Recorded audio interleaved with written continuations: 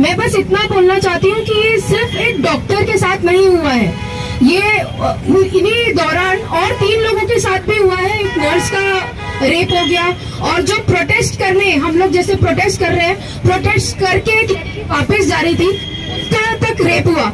मतलब लोग सीख ही नहीं रहे हैं कि क्या हो रहा है, लोगों के अंदर से डर खत्म हो गया है।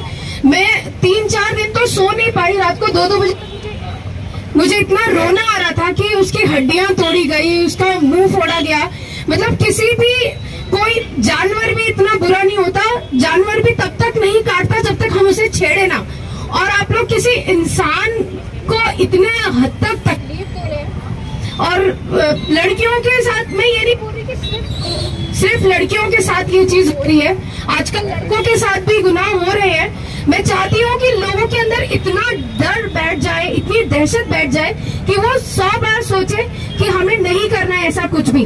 जो भी सड़क जाते हुए, मैं सभी से रिक्वेस्ट करूंगी, जितने भी लोग हैं सड़क से जाते हुए, कोई भी अगर आपको दिखता है कि किसी लड़की के साथ बदतमीजी कर रहा है या कमेंट पास कर रहा है, तो आप लोग बड़ा बना देती है।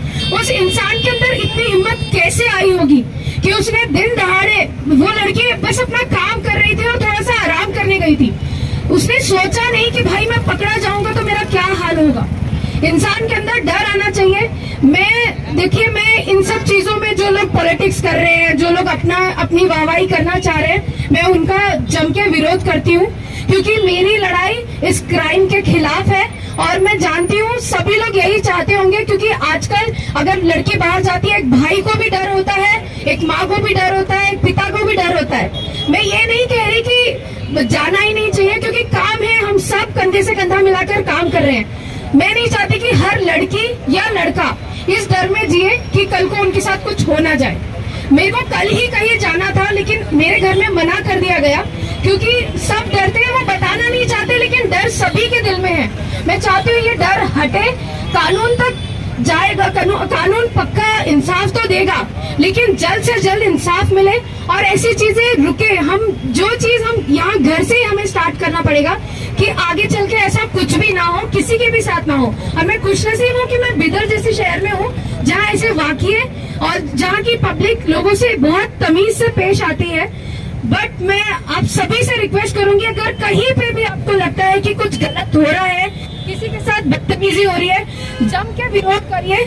मैं ये नहीं कह रही कि हाथापाई करिए, लेकिन आप उन्हें तभी के तभी समझा दीजिए कि कोई भी लड़की या कोई भी लड़का अपने आप को अकेला ना समझे कि उनके साथ कोई भी आएगा, कुछ भी करेगा और चले जाएगा।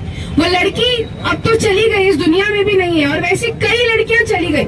हम उन्हें तो वापस नहीं ला पाएंगे, लेकिन ऐसे जो कर रहे हैं उनको रोक के शायद हम बाकी लड़कियों को बचा सकते हैं। तो मैं आप सबसे रिक्वेस्ट करूंगी कि इतनी जोर से दहाड़िए कि अगली बार ऐसा कभी किसी के भी साथ ना हो। धन्यवाद। लोगों को जो कुरान में भी हमारे है कि सख्त सजा की जाए, तो हमारे मुल्क के कानून में जो है वो सजा नहीं हो रही। तो हम ये प्रोटेस्ट इसीलिए कर रहे हैं कि सजा हो, हमारे बच्चियां महफूज रहे।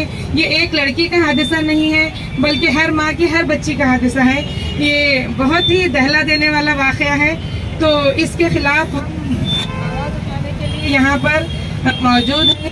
तो मैं तमाम ख़वातीन की जानिब से ये कहना चाहती हूँ कि इसके जो विक्टिम है उनके लोगों को भी सुकून मिलने के लिए सख्त कानून ऐसा हो कि शूट कर दिया जाए, फांसी दी जाए, और जो भी हिम्मत ही ना कर सके इस तरह से जो रेप जो हो रहा है, तो उसके पीछे जो भी होते हैं, जो खाती होते हैं, जो जुर्म करने वाले मुजरिम होते हैं, उनको सख्त से सख्त सजा दी जाए। बस मैं यही कहना चाहती हूँ।